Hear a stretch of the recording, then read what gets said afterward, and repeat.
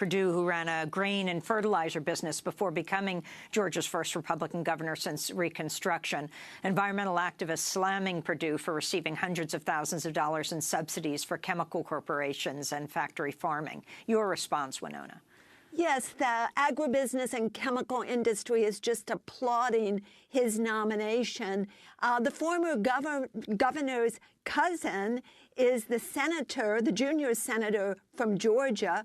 They are in a business together, Perdue Partners, that engages in international trade of agricultural products. When Perdue was the governor of Georgia, he named his cousin David to be at the Port Authority, an agency that's very involved in regulating the industry that they started together.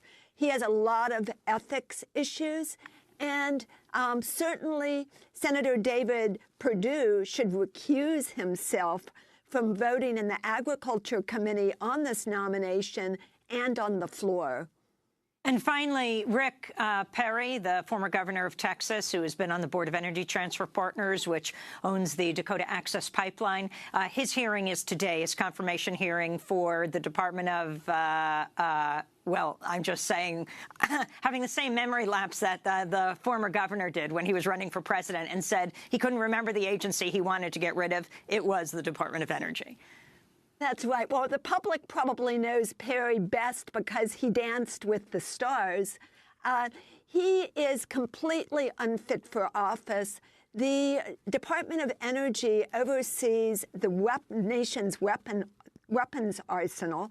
30% of the industry's, or two-thirds of the Department of Energy's budget goes to dealing with this horrible legacy of nuclear weapons. And he didn't even know this fact when he accepted the nomination. And in fact, he thought that the Department of Energy would allow him to do what he did when he was the governor of Texas, and that is to promote the oil and gas industry. And he just recently, in December, gave up his board membership to Energy Transfer Partners.